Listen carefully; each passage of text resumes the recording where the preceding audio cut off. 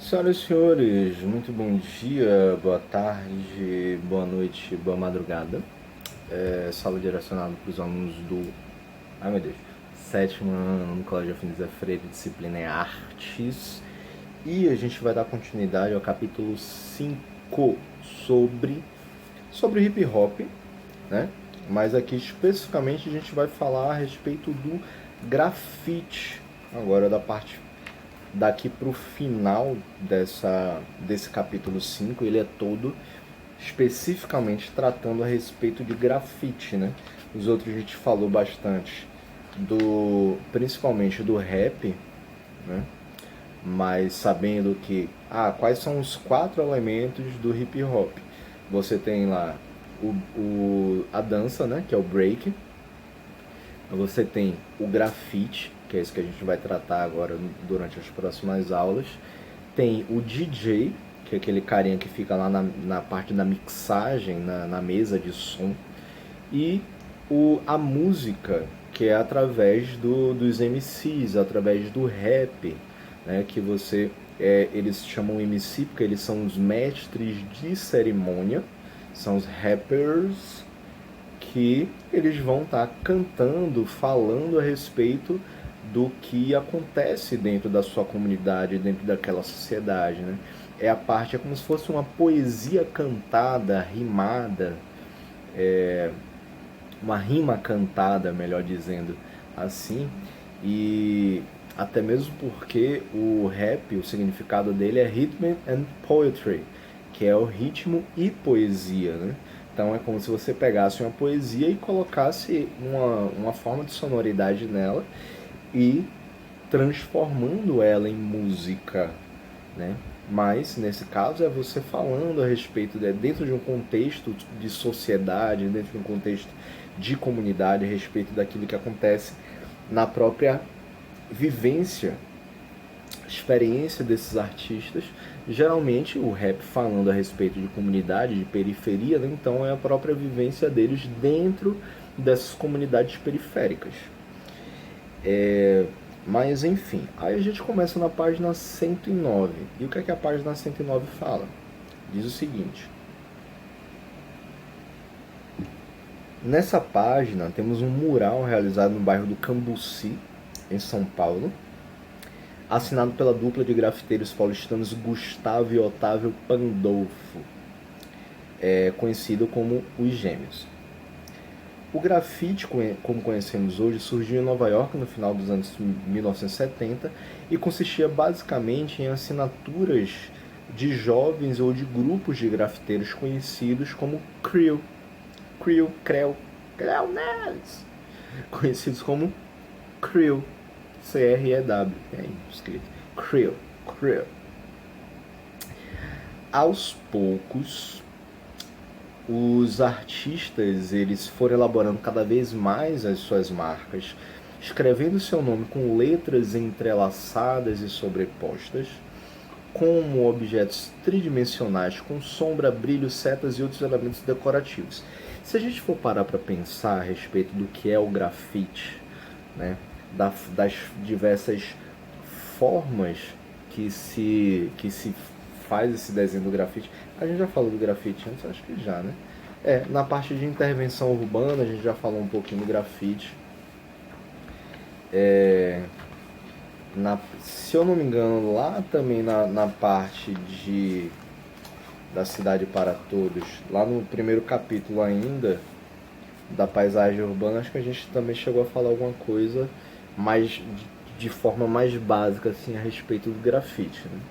Mas enfim, aqui a gente tem dizendo o seguinte, que cada vez mais esses artistas eles começam a elaborar diversas maneiras de escrever, né? É o que muito que a gente conhece hoje como o picho, né? A pichação, que são essas partes escritas. Mas isso já faz parte do grafite também.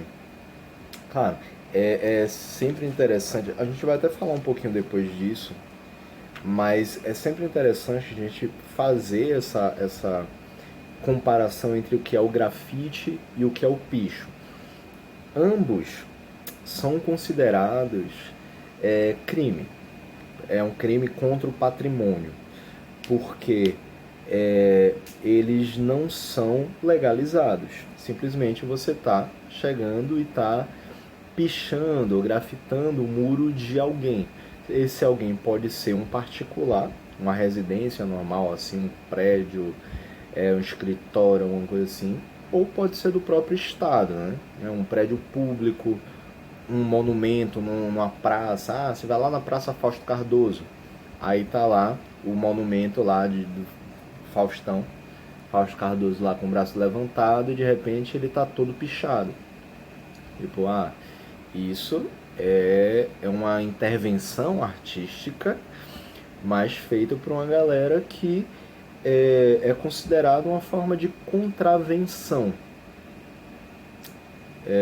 É algo que não é permitido ser feito, né? É um crime contra o patrimônio, nesse caso é um patrimônio público, patrimônio do povo. Se for uma residência, se pertencer a um particular, também é um crime contra o patrimônio de outrem, de alguém, de outra pessoa, de alguém, né? Agora, claro, nem sempre é possível se pegar essa galera, né? E querendo ou não, acaba sendo uma forma de marcar território dessa galera e também de mostrar uma certa indignação a respeito de várias coisas que acontecem na cidade. O picho ou o grafite também, eles geralmente são uma forma de você expor alguma revolta, né? Você dizer alguma coisa que simplesmente não consegue verbalizar. Ou geralmente quando você verbaliza, quando você tenta colocar para fora através da voz, você não é ouvido. Então é muito mais fácil você passar a mensagem através dos muros da cidade, porque ali diversas pessoas vão estar passando todos os dias e vão conseguir chegar e ver o desenho que está feito ou ver o que é que está escrito ali, né? Claro, em alguns modos é apenas marcando o território para poder mostrar alguma coisa assim, um nome para dizer, eu sou o bacanão aqui e eu picho essa zorra mesmo e acabou. Pode ser. Outros já são não somente uma forma de intervenção artística, mas de mostrar toda a sua revolta, né? Mas enfim, aí você tem o estilo de grafite com letras complexas se internacionalizou e é chamado de Wild Style. Wild Style. Isto é, estilo selvagem. Selvagem. Wild Style significa estilo selvagem.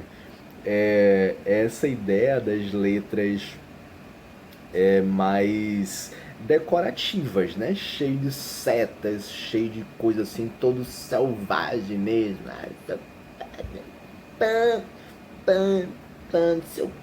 Seu que. Se mostrando assim, todo. Faça as palhaçadas. Eu lembrei de Luísa falando outro dia desse aí, que a mãe dela ficava vendo. Oi, mãe de Luísa, tudo bom? Dizendo assim, esse menino é maluco, esse professor é doido. Né? Bate minha cabeça quando era pequena e fiquei meio assim, mas juro que eu sou um professor legal. Às vezes, né? Às vezes dá vontade de jogar o menino pela janela? Dá. Mas eu nunca joguei ninguém. Quer dizer, teve uma vez... Não, brincadeira, não teve vez nenhuma não, viu? Mas enfim. Esse Wild Style, o estilo selvagem, é a ideia justamente desse grafite que mostra... É um grafite mais ligado à pichação. Que aqui a gente vai fazer essa diferenciação da pichação, ela ser mais em relação à escrita e o grafite ser mais voltado para os desenhos. Então, quando a gente fala sobre o Wild Style, é o estilo de grafite, a pichação são as letras que têm formas assim mais loucas possíveis, né? Fogem do tradicional, aquela coisa bonitinha, retinha assim, não, vai ser todo... Mas enfim, só a partir da década de 1990, por influência de artistas brasileiros e sul-americanas. Então é Natal. Gente, eu tô meio perdido no tempo, né? Então talvez seja Natal, não sei, São João, Carnaval, não sei, já me perdi todo com essa pandemia, mas pra mim Natal é o ano todo, tá? Então essa xícara pra beber meu cafezinho, assim, ó, de lei. Mas se vocês quiserem me dar um presente aí, pode ser de Natal, pode ser de qualquer outra coisa. Meu aniversário é só em março, né? Então, mas dia do professor, dia das crianças, tá? Vocês me dêem uma caneca nova, tá? Que eu faço questão de aparecer aqui com ela. Mas enfim, só a partir da década de 1990, por influência de artistas brasileiros e sul-americanos, como os Gêmeos, que são aqueles carinhas que eu falei antes de Gustavo e Otávio Pandolfo, é que o grafite se tornou uma linguagem diversificada, em que imagens figurativas, personagens e elementos abstratos e decorativos interagem e expressam a personalidade de cada criador. É interessante uma coisa assim, a gente fala muito, o grafite ele surge lá em 1970, né? No final dos anos 70, lá em Nova York. Na verdade, o grafite, a pichação em si, ela vai surgir mais ou menos lá na década de 60, no famoso maio de 60, de 64, na França, em que tem uma manifestação gigantesca lá, formado por estudantes inicialmente e depois vários trabalhadores, operários da construção civil e tal. Começa os estudantes se revoltando por decisões da universidade, do governo, os trabalhadores começando a se revoltar pela condição de trabalho que eles tinham lá. Então essa galera toda se juntou para poder chegar, maio de 68, né? Para chegar e meter a porrada no governo, né? Para poder reivindicar várias coisas para eles. E aconteceu que essa juventude muito antenada a várias coisas que poderiam fazer, acontecer, como eles queriam dar o recado deles, além deles gritarem, deles dizerem o que queriam, eles começavam a escrever nas paredes das casas, escrever nas paredes dos, dos prédios públicos e tudo. Então, essa escrita que eles faziam na parede já era uma forma de pichação. Eles estavam começando esse processo de pichação, de mostrar as suas reivindicações através da pichação, através da grafitagem, né?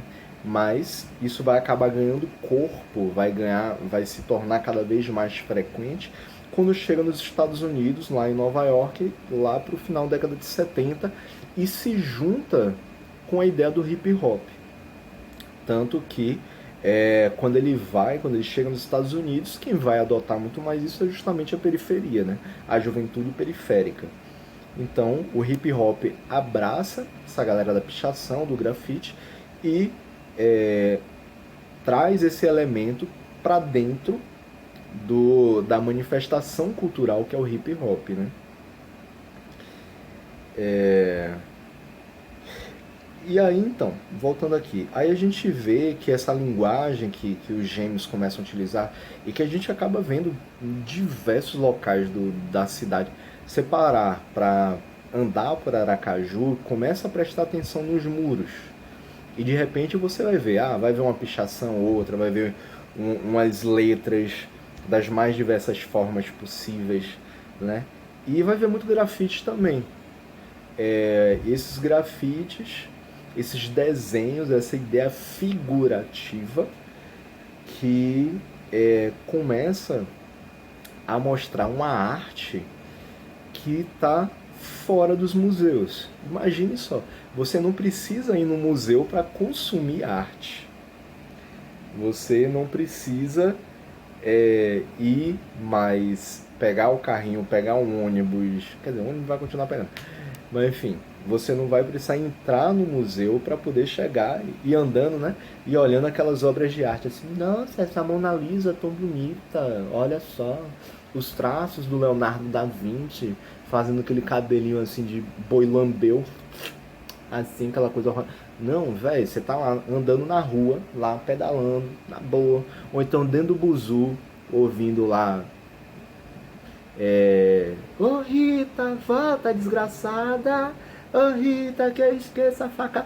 Aí você tá lá ouvindo a música, de repente você olha pro lado do buzu e tá passando por um viaduto, tá passando por um muro, e tá lá um grafite lindo, um desenho maravilhoso, falando sobre diversos temas. Pode estar falando sobre Rita, não, pode estar falando sobre, como aqui esse desenho dos gêmeos, que é da a população, né? Você vê os trens da CPTM, os trens metropolitanos lá de São Paulo, de São Paulo, os trens metropolitanos de São Paulo, aqui. Mas você pode ver um desenho, tipo, eu lembro que ali na Energisa, é um negócio da Energisa que tem ali, se eu não me engano, perto do Hospital Primavera. É Hospital Primavera, Vitor? Oh meu Deus do céu, eu não sei mais, eu me perco todo nessa cidade. Mas enfim, aí tá lá, uma central de distribuição de energia, né? E no muro tá todo grafitado com temas dali, da própria Energisa. Tipo, tem um molequezinho empinando a raia, tá ligado? E aí tem uma sequência mostrando assim que é perigoso empinar a raia naquela região dali, porque se a raia tocar naquela fiação elétrica, o moleque morre eletrocutado. Irmão, você lembra? Ou então mostrando o perigo de você, sei lá, com o fio desencapado, querer armengar e colocar lá o ventilador, né, que pipocou o negócio ali, aí armengou o fio, você querer colocar diretamente na tomada, tipo assim. Então, alguns desenhos que estão nesse muro dessa central de distribuição, justamente para chamar a atenção, para a galera passar, olhar ali o desenho e falar, porra, que massa, velho, ó, informativo. A gente tem uma leitura espacial, assim, bem interessante, porque a gente não precisa somente compreender uma informação através do que está escrito. Um desenho, a gente consegue entender do que se trata. Tipo, se eu chegar e mostrar essa caneca daqui, você já consegue fazer a ligação com o Natal. E aí, consequentemente, já vai trazer várias ideias. Tipo, cara, Natal, uma caneca, vão dar um presente pro professor. Tipo, ó, que massa aí, bacana.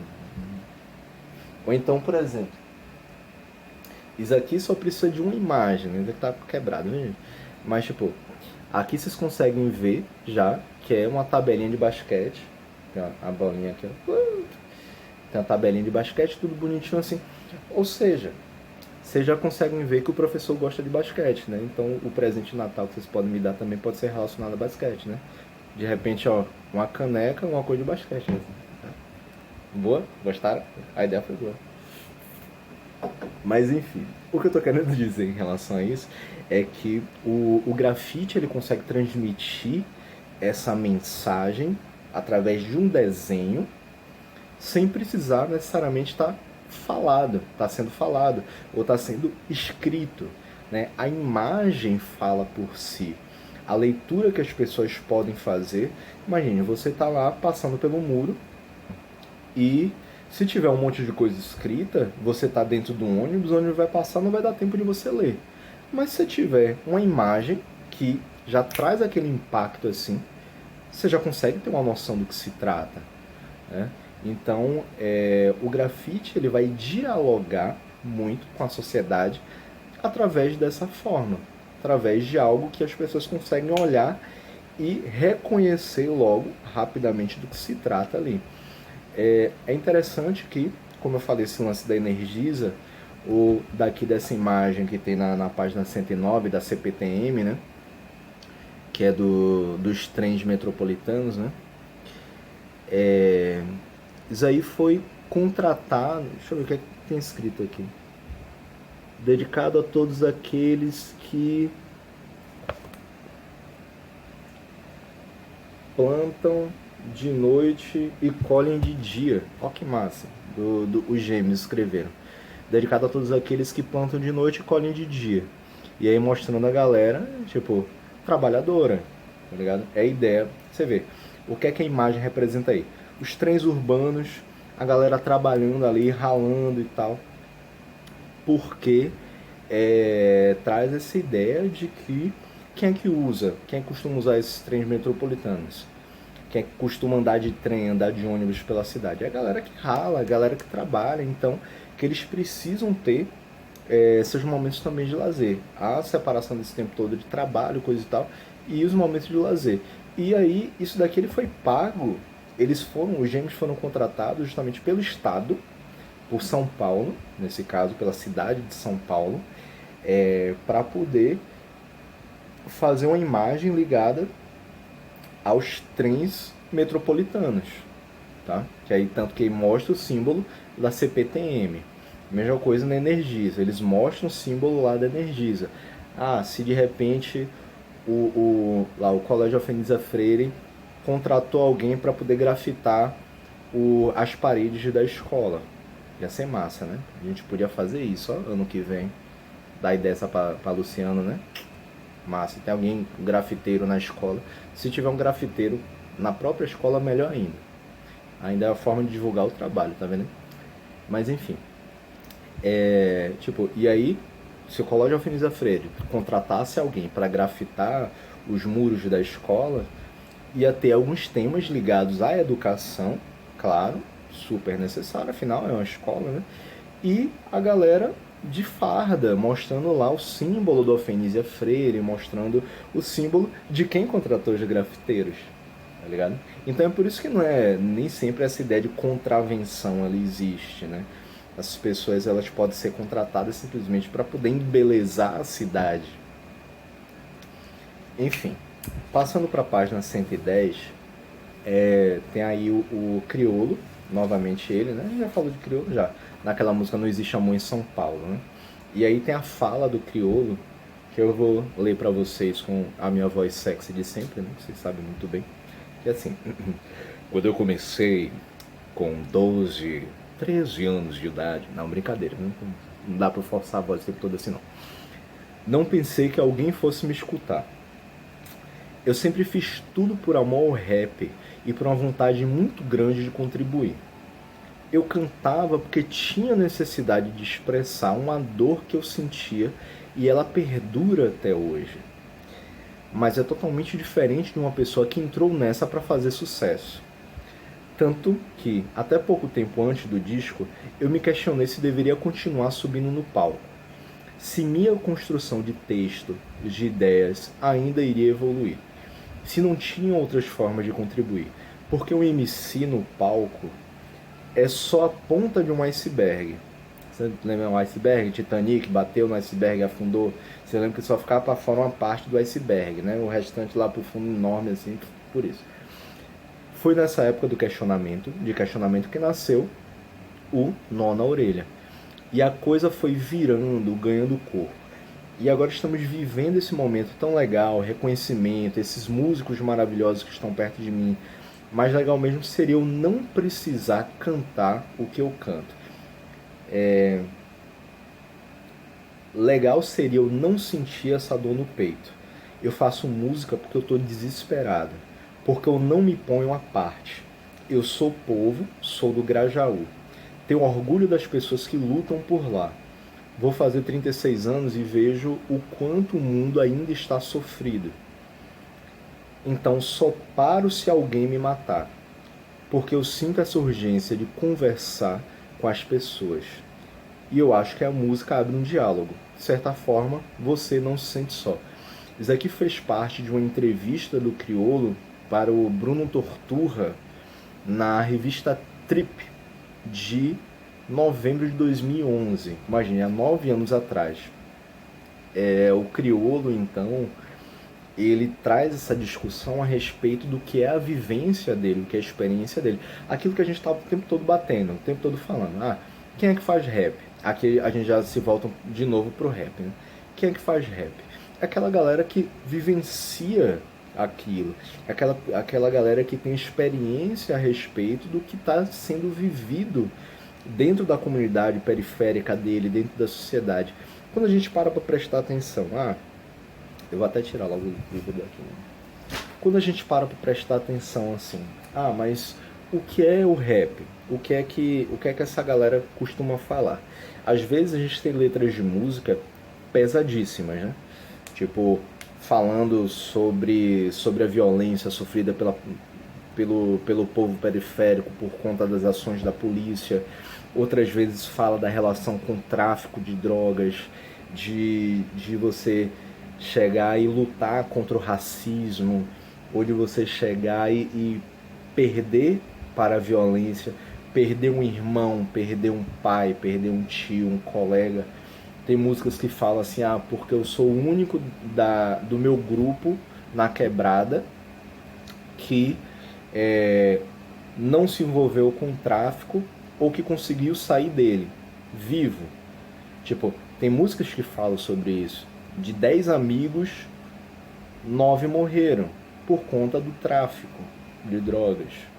Porque é uma galera que vivia dentro da comunidade que não existem formas de lazer. O Estado, quando a gente fala em Estado, fala de governo em geral, seja o governo municipal, estadual ou federal, esquece dessa galera que é pobre e periférica, deixa de lado, não dá oportunidades de conseguir uma vida melhor ali, e essa galera acaba sendo aliciada, os traficantes, eles olham assim, porra, aquele moleque dali, 12, 13 anos de idade, a mãe tá passando fome, tem 2 irmãos pequenos, porra, o moleque vai vender bala no sinal e tira 5 reais, 10 reais por dia.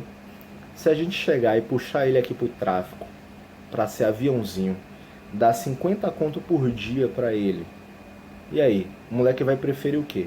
Trabalhar vendendo bala no sinal pra ser humilhado, pra ser, às vezes, ele mesmo acaba sendo roubado lá, pra ser humilhado por policial, pra ser humilhado pelo povo que tá lá dentro dos carros, que fecha o vidro correndo pensando que ele vai assaltar ele. Aí o tráfico olha pra esse moleque assim, e geralmente são crianças negras que já sofrem desde a infância isso. E elas querem fugir desse estigma, eles querem fugir disso.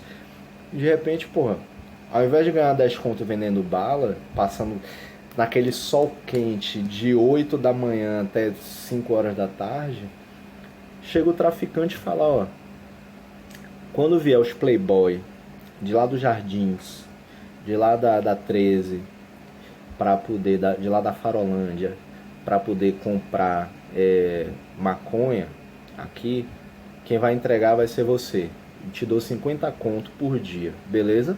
O moleque vai pensar assim, porra, às vezes, esse mesmo povo dos Jardins, da 13, da Farolândia, não sei onde, que passa no carro e fecha o vidro na hora que passa por um menino vendendo bala, é o mesmo que vai estar com o carrão dele depois chegando na boca de uma periferia, tal, para poder comprar a maconha, comprar a cocaína, comprar um negócio assim, né? Enfim. E aí o rap, ele vai falar sobre a realidade dessa galera, a realidade dessa molecada. Vai falar sobre essa relação entre a pobreza, entre a elite, entre a galera preta e o racismo que eles sofrem por parte do pessoal branco, por parte do próprio governo. Por que a maioria da população que vive nas periferias são pessoas negras? Por que a maioria das pessoas que morrem todos os dias são pessoas pretas? Por que a maioria dos encarcerados, as pessoas que são presas, mais de 70% das pessoas são negras? Se a gente tem um certo equilíbrio entre pessoas brancas e pretas dentro da sociedade. Então, o rap, ele começa a falar sobre diversos desses temas porque é a vivência deles. O crioulo, quando ele começa a dizer, eu queria não precisar falar disso. Por quê? Porque ele pensa assim, cara, eu só falo disso porque eu vivo isso, porque eu vejo todos os dias isso acontecer. A partir do momento que ele não viva mais aquilo, que ele não veja mais aquilo acontecer, ele não precisa fazer música a respeito desse assunto, né? Significa que nossa sociedade teria evoluído de tal forma que consegue enxergar negros e brancos no mesmo patamar, consegue acabar com a desigualdade social. Não existe mais essa ideia de ricos e pobres.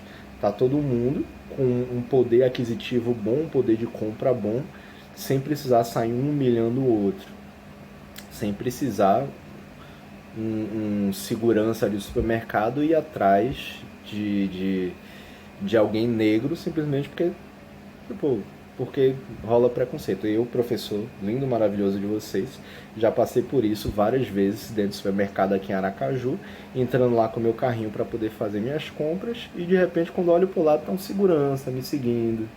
Entro no corredor, ó o segurança ali. Entro em outro corredor, ó o segurança ali de novo. Por quê? Ele tá sendo meu segurança, né? Tipo, eu sou famoso, eu preciso de alguém para me proteger, né? Meu guarda-costas. Não, é porque eu sou preto, né? Então, isso aconteceu várias vezes já. E a gente se revolta. Então, o Criolo, ele fala sobre isso, que ele não queria precisar mais falar a respeito dessas coisas, só que, para não falar, é algo que já não vai existir. Só que existe. E se existe, a gente precisa falar. Se existe, a forma dele falar a respeito disso é através da música. A forma que os grafiteiros têm para falar a respeito dessas questões, desses problemas da sociedade, é através da arte, é através do grafite, é através do desenho. Então todo mundo vai ter uma forma de retratar as suas experiências, as suas vivências, ou aquilo que você está vendo dentro da sociedade que você vive. Beleza? Finalizamos por hoje. É isso aí, galera. Tchau. Até qualquer dia desses.